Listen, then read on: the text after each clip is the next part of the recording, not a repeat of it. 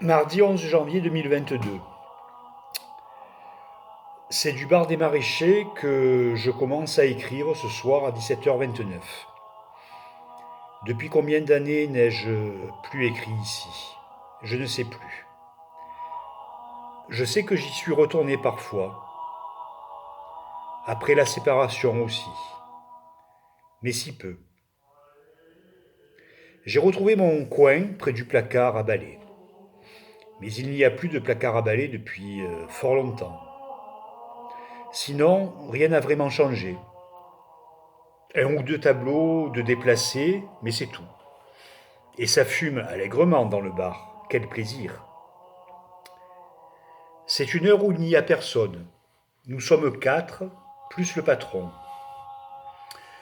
Qu'en sera-t-il plus tard, dans la soirée? Je ne serai pas là pour le savoir. Mais ce n'est pas grave. Simplement profiter de cet instant ici, avec son odeur de tabac froid, avec des souvenirs et des pas souvenirs. Il ne sert à rien de se retourner. Par contre, il y a ici un climat propice pour mes mots. À quoi cela tient-il alors qu'Hassan est mort depuis si longtemps et que ma traversée de vie a été faite de multiples autres choses? Il y a ici quelque chose comme un ancrage. Oui, c'est ça. Je revois dans l'air ambiant et enfumé du lieu les figures de Joanie René, de Monsieur Hick et ses compères. Oui, ils sont là, je les vois. Ils se foutent des morts et de la clientèle qui n'est plus la même.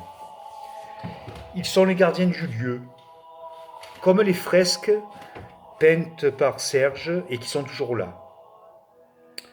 Je suis sûr que l'actuel patron, qui lui aussi s'appelle Serge, n'en a aucune idée. Il ne sait pas qu'autour de lui flottent, invisibles, les figures de Joanie, de Monsieur Hick, et de toutes ces ribambelles de mots que j'ai pu aligner ici. Il ne le sait peut-être pas, mais je suppute qu'il s'en doute. J'ai simplement écrit cette phrase pour le verbe conjugué, suppute. Là, il y a une vraie liberté. Ce genre de remarques écrites autour du suppute montre à quel point ici, je suis dans un espace de liberté. Oui, la clientèle n'est plus tout à fait la même. Elle est plus jeune. À moins que ce soit moi qui sois plus vieux. C'est les deux en fait.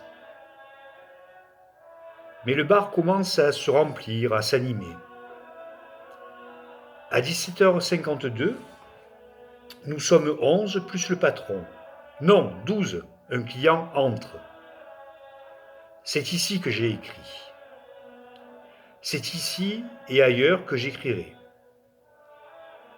Ce lieu est un lieu ressource, mais il ne peut plus être aujourd'hui le lieu unique. Parce que ma vie a changé, parce que le temps avance et que l'on suit son déroulé.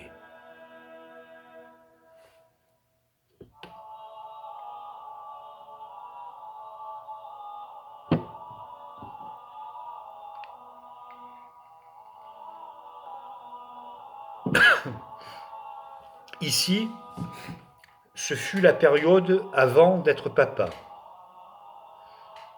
Ici, ce fut la période du papa en devenir. Ici, ce fut la période du jeune papa. Ici, ce fut la période du papa séparé. Ici, ce fut la période du papa famille recomposée. Puis Hassan est mort à ce moment-là. Nous y sommes, j'y suis revenu quelques fois, pour ne plus y revenir. D'autres lieux pour d'autres instants de vie, d'autres lieux pour d'autres temps de vie. Mais la source est bien ici. Oui, c'est ici la source. Et ce n'est pas un pèlerinage, c'est juste une explication, une information. C'est juste un endroit qui a construit quelque chose et quelqu'un. C'est juste un lieu avec un climat, un véritable climat. C'est une beauté du lieu, de l'instant, du temps. C'est une beauté de vie. J'ai dû bien vieillir car ils sont tous très jeunes les clients, sauf un instinct un peu étrange que le petit garçon qui a partagé ma vie durant 9 ans a eu. Je ne le nomme pas. Je ne nomme pas les enfants. Il a été le frère de ma fille. Ils se sont considérés comme frères et sœurs au bout de quelques années. Et c'est ici qu'ils ont commencé à faire connaissance. Je revois le regard de Hassan, observant ses deux enfants, l'une blonde et l'autre brun, assis sur le banc près des fenêtres. Je revois ce qui était en construction dans ce lieu où les gens boivent et parlent, et où les enfants jouent. Bien sûr, nous ne sommes jamais venus avec eux en soirée. Voilà, ce sont des souvenirs que je revois, mais ils ne figent rien, ils ne réclament rien.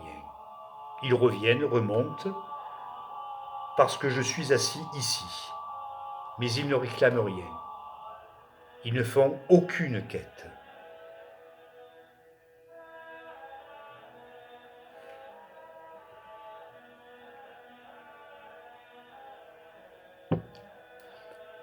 Je reprends à la maison à 20h46, après avoir fait une halte au dernier métro, l'autre bar.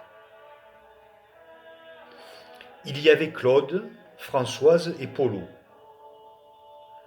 Claude, mon complice d'apéro.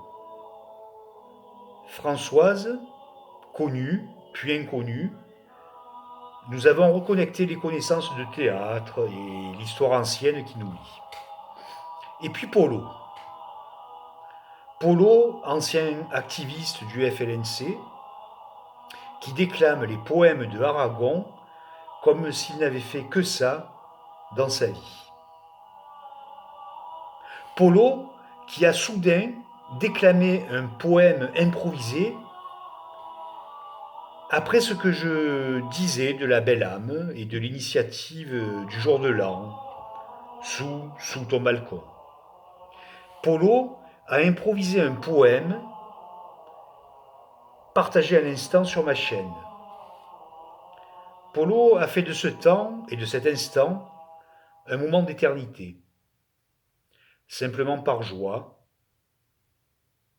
et amour de l'autre, partagé à l'instant T. Merci Polo pour ce cadeau. S'il arrive aux oreilles de la belle âme, j'espère qu'elle t'en sera reconnaissante, non pour moi, mais pour l'histoire que ça raconte.